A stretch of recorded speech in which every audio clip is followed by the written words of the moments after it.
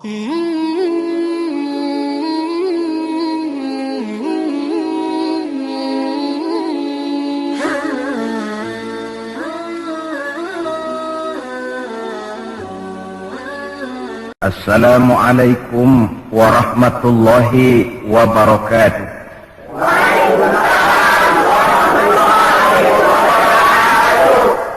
Bismillahirrahmanirrahim.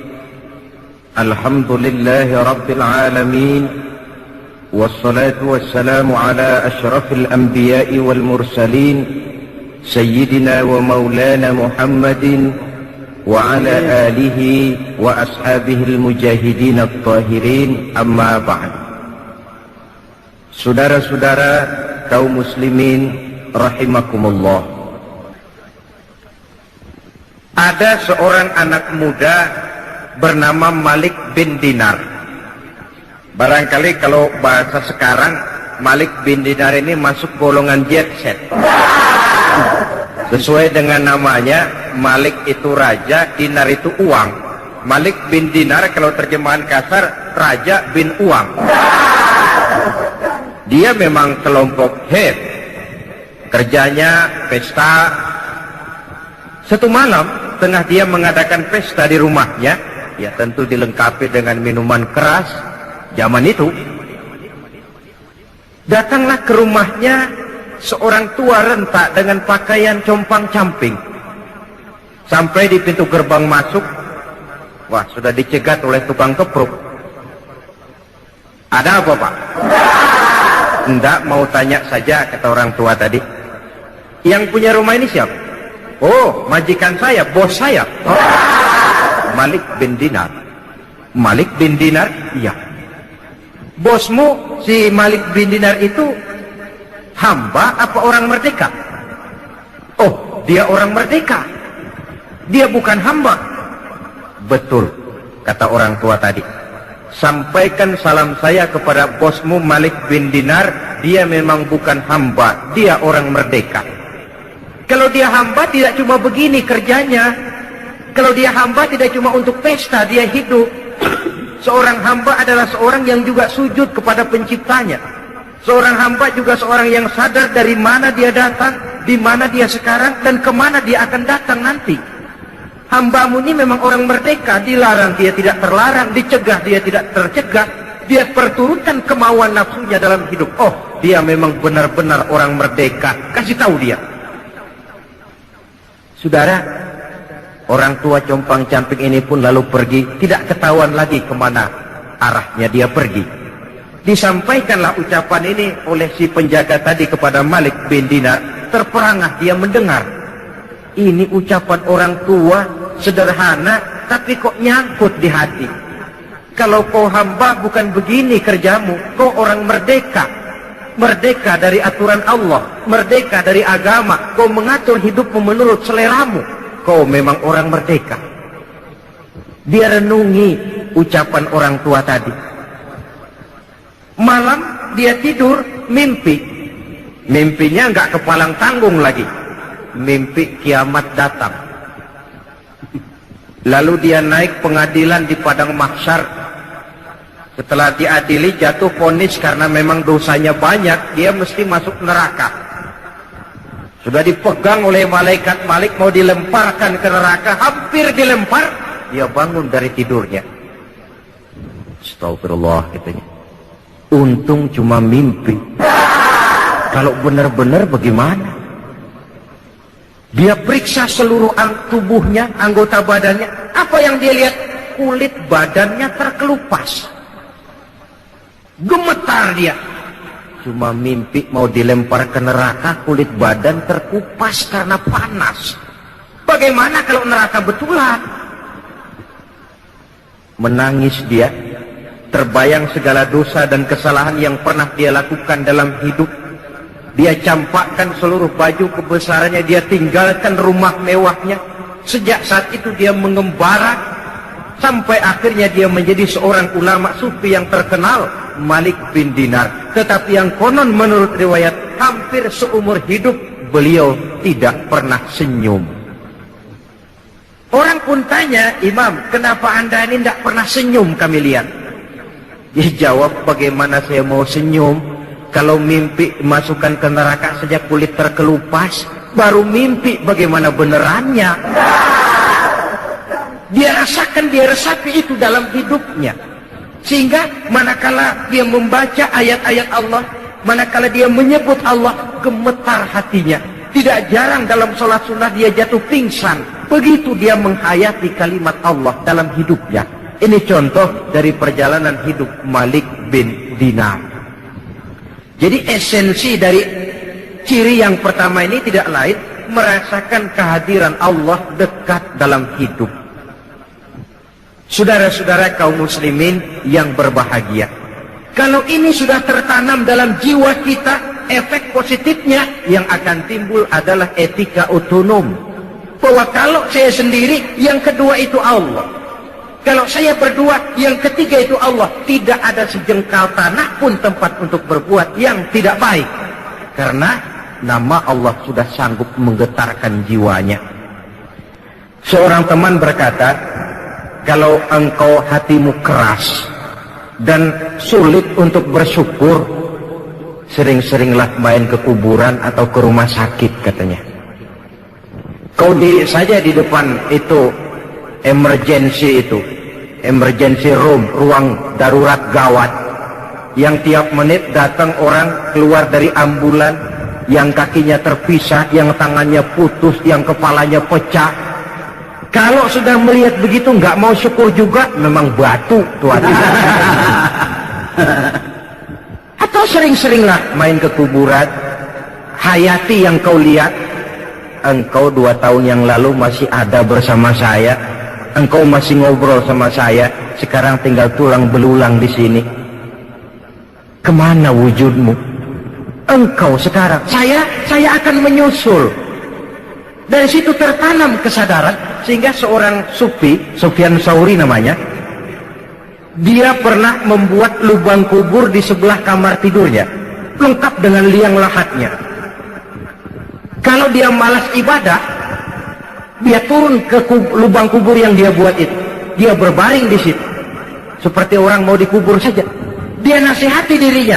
Nah, lo nanti begini. Sekarang baru coba-coba, masih bisa bangun, masih bisa sholat. Ayo bangun sholat. Kalau benar-benar sudah begini ditutup dengan dinding ari, tidak ada lagi kesempatanmu berbuat baik. Dia nasihati dirinya sendiri. Sebab maaflah saudara, memang paling sulit sih menasihati diri sendiri. Paling sulit. Orang lain yang saya lakukan macam ini, saudara bisa mendengar. Tapi nasihat yang paling mantap sesungguhnya, kalau nasihat itu datang dari jiwa kita sendiri. Dan dalam hidup ini kan, nasihat tidak cuma yang terucap orang, yang kita lihat bisa jadi nasihat. Pertumbuhan biologis kita jadi nasihat. Kau lihat ubanmu sudah bertabur, kau lihat kulitmu mulai mengendur, kau tahu kau cuma sanggup makan bubur, kau tahu matamu sudah kabur, kau sadar sudah dekat ke lubang kubur. Atau nasihat yang timbul dari dalam jiwa, dari dalam hati ini membisik, hidup tidak pernah berjalan ke belakang, Bung. Mundur hancur, berhenti diinjak orang. Tidak ada kata berhenti dalam hidup ini. Sekali maju melangkahlah terus. Saudara hadirin yang saya hormati, kita kembali kepada masalah pokok kita, bertawakal menyerahkan hasil usaha kepada Allah. Ingat ya, hasil usaha, bukan usahanya. Kalau usahanya kita yang kerjakan, hasilnya serahkanlah kepada Allah. Nah, tawakal ini akan lebih mantap kalau diiringi dengan perbuatan yang mendekatkan kita kepada tempat yang kita jadikan bertawakal. Oleh sebab itu, ciri yang keempat ini menyambung, menguatkan yang ketiga tadi. Apa ciri yang keempat? Alladzina yuqimunas shalah. Orang-orang mukmin itu ialah mereka yang mendirikan sholat. Tawakal kepada Allah tidak cuma dalam bentuk ucapan. Udah, serahin aja deh sama Tuhan, ntar juga beres. Iya, tapi kalau nggak sholat, penyerahan itu kok rasanya, istilah Jawa, kurang marem gitu. Nggak marem, nggak mantap. Penyerahan yang tanpa diiringi dengan pendekatan kepadanya kan konyol. Udah, serahin gubernur aja dah. Gubernurnya nggak kenal sama kita. Bagaimana mau diserahkan persoalan itu kepada beliau kalau beliau kenal saja kepada kita? Tidak. Serahkan persoalan ini kepada Allah. Iya, kau kenal tidak Allah? Kau sering berkunjung kepadanya atau tidak? Penyerahan persoalan kepadanya akan lebih mantap kalau kita memang dekat dengannya. Sarana komunikasi yang paling efektif buat mendekati Allah terletak pada ciri yang keempat ini. Alladzina yuqimuna shalah, mereka mendirikan salat. Saudara-saudara, jadi proses kita bertawakal ini diimbangi dengan pendekatan yang real kepadanya melalui jalur yang disebut salat. Di sana penyerahan ini menemukan bentuk yang paling pasrah. Kalau tidak, kita sih bisa saja berkata, saudara-saudara jangan takut, Allah bersama kita. Tapi kalau tidak sholat itu cuma mulut, hatinya mungkin perang. Apa iya Tuhan bersama gue sembahyang aja kagak. Hatinya kan perang. Antara mulut dengan batin ini tidak seimbang, tidak sama karena kata dan perbuatan lain. Seperti di zaman sekarang kan ada orang agnostik, agnotisisme, yaitu orang yang menghargai agama, menaruh agama di tempat yang luhur, tapi tidak mau mengikatkan diri terhadap suatu agama secara formal. Dia mengakui esensi agama, dia hargai agama, tapi dia tidak mau terikat dengan suatu agama secara formal. Mau dibilang Islam gak pernah ke masjid, mau dibilang Kristen kapan ke gerejanya, Hindu tidak, Buddha pun bukan. Tapi kalau bicara agama mulu, bukan main. Agnotisisme, manusia agnostik, manusia yang menghargai agama, menaruh agama di tempat yang tinggi. Dia salut dengan agama, tapi secara formal dia tidak mau mengikatkan diri dengan suatu agama. Kan menggejala ini di masyarakat kita sekarang ini. Manusia-manusia agnostik macam itu. Paling-paling akhirnya dia akan bilang, oh semua agama benar, semua agama bagus. Lalu Bapak yang mana Pak? Ah, itu pribadi saya. Pribadi saya, agnostik. Tidak mau secara terbuka mengikatkan diri dengan suatu agama. Cukup buat dia menghargai agama. Nah, coba kalau penyakit ini berkembang, yang akan jadi korban anak cucu kita, generasi yang akan datang, lebih gampang lagi sikap beragamanya. Itulah sebabnya sering saya ungkapkan, kita tidak hanya perlu orang yang berilmu agama, tapi juga kita perlu orang yang berjiwa agama. Kalau berilmu agama, dia menganalisa agama dari berbagai segi. Tanpa jiwa agama, dia sulit untuk hidup menurut ajaran agama. Saudara hadirin yang saya hormati, oleh karena itu, sholat sekali lagi merupakan sandaran vertikal dalam kerangka memperkuat sifat tawakal kita kepada Allah. Kita bisa saja berkata, ini karena sudah pakai bibit unggul, lalu pupuk ureanya bagus, kita berharap panen besar tahun depan. Boleh. Harus begitu, optimisme dalam hidup memang perlu. Tapi kalau tidak ada tawakalnya, tidak ada upaya pendekatan kepada Allah, dia merasa semuanya memang sudah diperhitungkan secara matang, medan sudah dikuasai, situasi dan kondisi sudah menunjang. Apa yang terjadi? Lacur, wereng, ngamuk.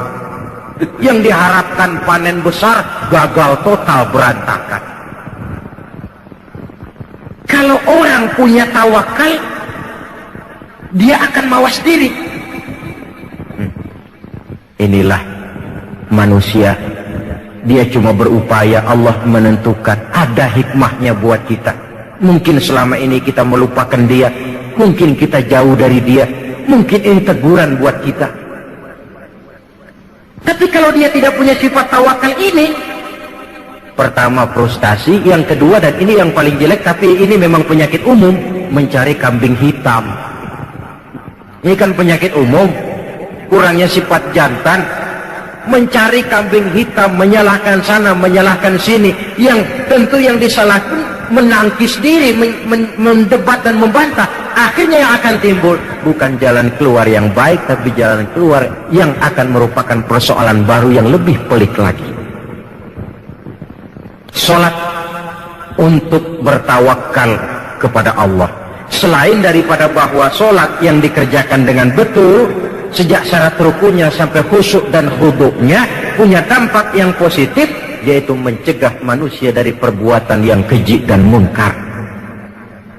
Baiklah ya, ini sifat yang keempat yang kelihatannya berkaitan dengan sifat yang ketiga tadi. Sifat yang kelima, ciri yang terakhir dari seorang mukmin dalam Al-Anfal ini, wa mimma razaqnahum yunfiqun. Mereka orang-orang mukmin itu membelanjakan rezeki yang diberikan kepada mereka itu di jalan Allah. Dia peras keringat, banting tulang, pergi pagi pulang sore, berusaha. Setelah dia dapat, dia sadar di sini ada hak anak yatim, di sini ada hak masjid, di sini ada hak pondok pesantren, di sini ada hak janda-janda tua yang miskin, punya anak banyak, hidup perlu santunan. Sehingga dia lalu tidak hidup hanya untuk kepentingan perut dan dirinya sendiri saja, tapi mampu menjadi rahmah sekurang-kurangnya bagi lingkungan di mana dia tinggal. Berbahagialah manusia kalau dia dijadikan wasilah oleh Allah untuk menyampaikan rezeki kepada orang lain. Tidak ada orang jadi kaya raya lantaran dia bakhil, tidak ada orang jatuh melarat lantaran dia pemurah. Rizki yang diberikan Allah dibelanjakan di jalan Allah, dan tidak perlu semua, Allah pun tidak menuntut semua. Pernah Rasul mengutus seorang sahabat mengambil zakat kambing dari seorang sahabat. Ambil zakat kambingnya. Sahabat yang disuruh ngambil ditanya, yang harus saya ambil kambing yang terbaik ya Rasulullah? Jangan. Lalu yang terjelek juga jangan. Yang pertengahan saja. Kalau kau ambil kambingnya yang terbaik, nanti susah hatinya orang yang punya kambing. Kambing saya yang paling bagus diambil. Kalau kau ambil kambingnya yang paling jelek, kasihan orang yang nerima. Nanti dia ngedumel, kambing gempor aja dia zakatin. Keseimbangan. Hak milik pribadi ada, diakui, tapi harus berfungsi sosial. Coba, bakhil dicela dalam Islam, tapi mubazir, boros, juga tidak dibenarkan dalam Islam. Jalan tengah antara boros dan bakhil, pemurah. Bedanya pemurah dengan pemboros apa? Kalau pemboros dia tidak peduli membelanjakan harta untuk sesuatu yang tidak ada manfaatnya, itu boros. Nah kalau pemurah, harta ini dia belanjakan dalam sesuatu yang jelas ada manfaatnya. Maka bersabdalah Nabi, Ar-Rahimuna yarhamuhumur Rahman, irhamu ahlal ardi yarhamkum man fis sama. Orang-orang yang punya belas sifat kasih akan dikasihi pula oleh Allah. Sebab itu sayangi apa yang ada di permukaan bumi, nanti yang di langit akan sayang pula kepadamu. Akan berlimpah kasih sayang dan rahmat Allah kepada kehidupan. Alangkah nikmatnya kalau yang kaya sayang kepada yang miskin lalu menolongnya, yang alim sayang kepada yang awam lalu membimbingnya, yang berkuasa dan kuat sayang kepada rakyat yang lemah lalu melindunginya. Akan turun rahmat Allah, akan tercipta kehidupan yang tenang, damai dan tentram. Sebaliknya, kalau yang kaya memakan yang miskin, yang alim membodoh-bodohi orang yang memang sudah bodoh, yang kuat dan kuasa malah menekan kepada yang lemah, hidup ini akan jadi bencana. Yang timbul bukan lagi kebun dunia yang indah permai, tapi barangkali neraka dunia yang membuat kita tidak kerasan menjalani hidup ini. Saudara-saudara, agaknya inilah pembicaraan kita pada pertemuan kali ini. Saya ingin mengakhiri uraian ini dengan satu cuplikan peristiwa kecil. Al-Hasan pernah bertanya kepada seorang laki-laki, "Amu'minun anta?" Apakah kamu orang mukmin? Orang ini menjawab, kalau yang dimaksud dengan mukmin itu beriman kepada Allah, malaikat, kitab, rasul dan selanjutnya, ya saya mukmin. Tapi kalau yang dimaksud mukmin seperti yang dikatakan Allah dalam ayat Anfal ayat 23 yang kita bicarakan ini, saya nggak tahu saya termasuk mukmin apa enggak katanya. Ini jawaban orang itu, dan ini jawaban kita barangkali. Kalau soal iman kepada Allah, malaikat kita, pokoknya kepada rukun iman yang 6, ya kita mukmin. Tapi kalau sudah bicara Anfal ayat 2 dan 3, apakah kita mukmin? Secara jujur, marilah kita mencoba menjawabnya. Yang pada akhirnya jawaban itu akan kita terjemahkan dalam perbuatan kita untuk menyesuaikan antara ciri dengan keadaan kita. Semoga menjadilah kita orang mukmin sebenarnya seperti yang dikehendaki Allah dalam Al-Anfal ayat 2 dan 3. Amin ya rabbal alamin. Nah saudara, sekianlah jumpa kita kali ini. Walaupun yang saya sampaikan singkat, mudah-mudahan ada manfaatnya. Terima kasih banyak atas segala perhatian. Mohon maaf atas segala kekurangan. Usikum wa nafsi bitaqwallah. Aqulu qawli hadza wa astaghfirullahal azim li wa lakum. Wassalamu alaikum warahmatullahi wabarakatuh.